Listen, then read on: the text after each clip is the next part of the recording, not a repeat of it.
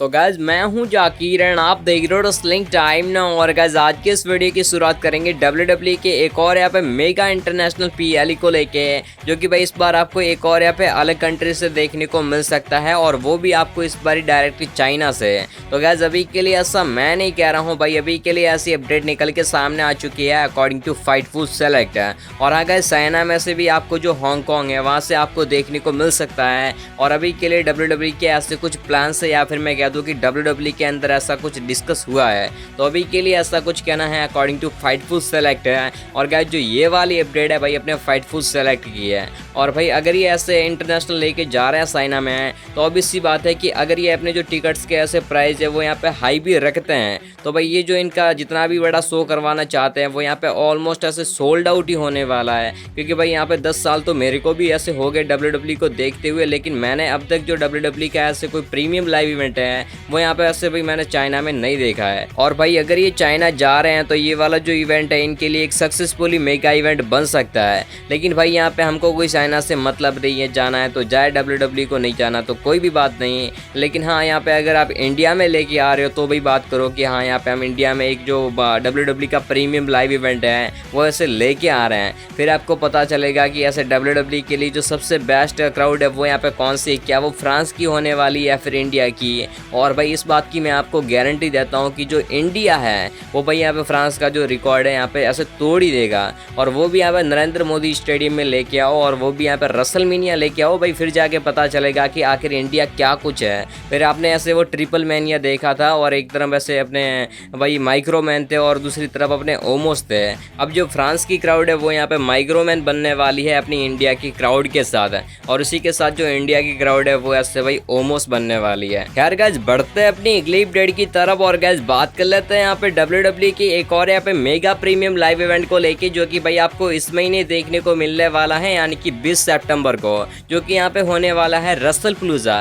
लेकिन अब साथ ही साथ यहाँ पे हम बात करने वाला है AEW के ऑल आउट को लेके, जो कि भाई ये भी आपको 20 सितंबर को ही देखने को मिल रहा है। लेकिन अभी से भाई यहाँ पे जो AEW की है यहाँ पे इस PLE के सामने यानी कि रसलपलूजा के सामने फट चुकी है, और उसी के सामने उसने जो अपने पैर है यहाँ पे जो पीछे कर लिए, या फिर भाई मैं कह दूं कि जो अपने कदम है वो यहाँ पे पीछे कर लिए हैं। तो आखिर यहाँ पे क्या कुछ हुआ है, तो भाई अभी के लिए ऐसा बताया जा रहा था कि आपको ये जो रसलपलूजा और साथ ही साथ अपना ये जो AEW का ऑल आउट होगा ये भाई आपको एक ही टाइम पर ऐसे स्टार्ट होते हुए दिखेगा। लेकिन अब गाइस कहानी में आ चुका है ट्विस्ट, और उसी के साथ यहाँ पे AEW ने अपने ऑल आउट की जो टाइमिंग है वो भाई यहाँ पे रसलपलूजा से डर के यहाँ पे चेंज कर दी है। अभी के लिए हमको ऐसा बताया जा रहा था कि आपको ऐसे AEW का जो ऑल आउट और भाई जो WWE का यहाँ पे इवेंट है यानी कि रसलपलूजा ये आपको एक ही टाइमिंग पर ऐसे स्टार्ट होते हुए दिखेंगे।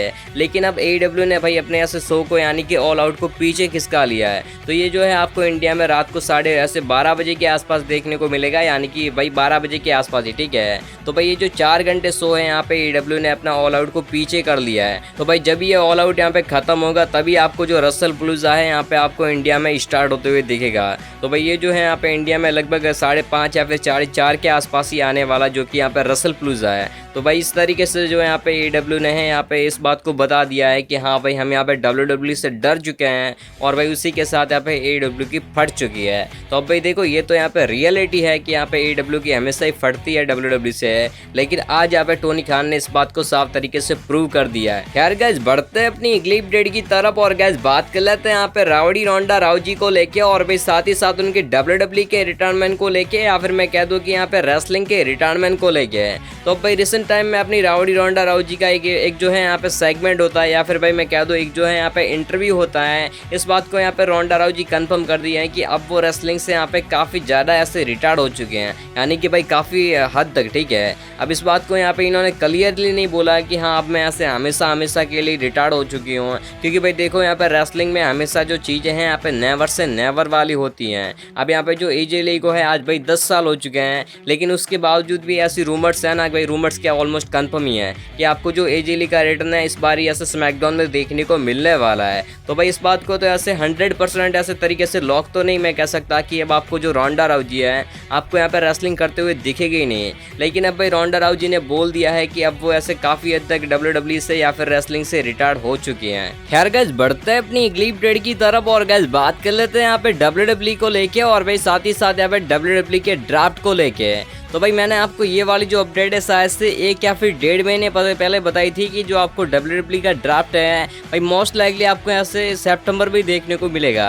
लेकिन अब भाई फिर से इसको लेके अपडेट निकल के सामने आ चुकी है according to bodyslam net. भाई कहना है बॉडी स्लैम नेट का कि WWE ने इसको भाई अभी के लिए कैंसिल कर दिया है, यानी कि भाई जो ड्राफ्ट है इस बार भी आपको यहाँ पे सितंबर में देखने को नहीं मिल रहा है।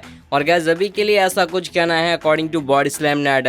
और गाइस उसके बाद यहाँ पे इन्होंने आगे ऐसा कुछ भी कंफर्म नहीं करा है कि फिर आपको जो ड्राफ्ट है आखिर कब देखने को मिल रहा है, या फिर क्या वो आपको देखने को मिलेगा भी या फिर नहीं। भाई बस इस बात को बोला है बॉडी स्लैम नेट ने कि आपको जो WWE है यहाँ पे सितंबर में इस बार ड्राफ्ट करवाती हुई नहीं दिखेगी।